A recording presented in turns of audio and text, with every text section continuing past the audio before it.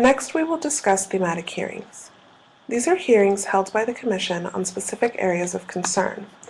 Some examples of the areas of concern and hearings held recently are the human rights situation of detainees at Guantanamo Naval Base, United States, the situation of individuals deprived of liberty in Panama, and human rights situation of people affected by mining in the Americas and responsibilities of the host and home states of the mining companies.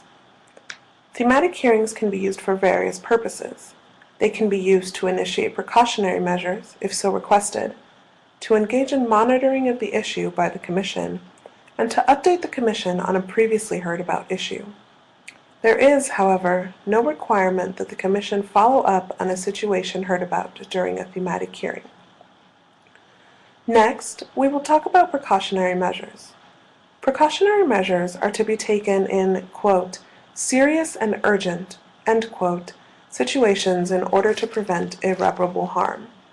They may be initiated by the Commission itself or at a party's request.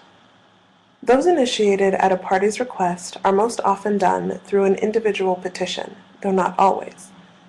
When the Commission grants precautionary measures in conjunction with an individual petition, it requests that a country do so, quote, until the IACHR has ruled on the merits of the individual petition filed on his behalf, end quote. That is to say, the granting of such measures and their adoption by the state does not equal a prejudgment by the Commission on the alleged violations of the rights. Even when the Commission requests precautionary measures, however, that does not mean that a state will always comply. The Commission looks to three factors to determine whether precautionary measures are necessary. These are the gravity of the issue, the urgency of the issue, and the risk of irreparable harm to people. The Commission has ordered precautionary measures to protect many and varied rights, for example, the right to health, the right to family, and the right to avoid harm to life or health as a result of environmental contamination. Two of the precautionary measures the Commission has recommended so far this year, 2014, are PM 408/13, called Members of the Movimiento Reconocido, Dominican Republic. This is a case where members of the group Movimiento Reconocido received threats to their lives and bodies because of their criticism and protest of a decision by the highest court of the Dominican Republic which denationalized thousands of Dominicans of Haitian descent. The second of these measures is PM 110/14, called Ramiro Hernandez Llanas, United States. This is a case involving an inmate sentenced to death in the United States.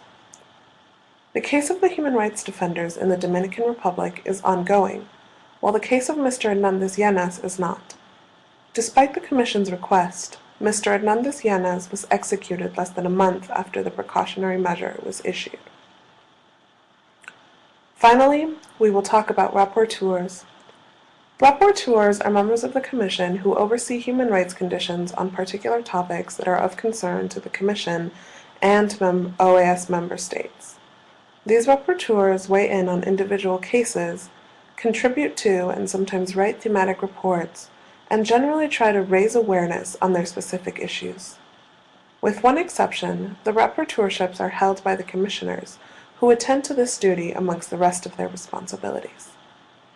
The current rapporteurships are the rapporteurs on the rights of women, the rights of prisoners, the rights of migrant workers and their families, the rights of children, the rights of indigenous people, the rights of Afro-descendants, the rights of human rights defenders, and the rights of lesbian, gay, bisexual, transsexual, and intersex persons. Additionally, there are individual country rapporteurs and a unit on economic, social, and cultural rights created in 2012. Finally, there is the Special Rapporteur on the Freedom of Expression. This, unlike the other rapporteurships, is not held by a commissioner and is instead held by an external person chosen by the Commission to fill that role.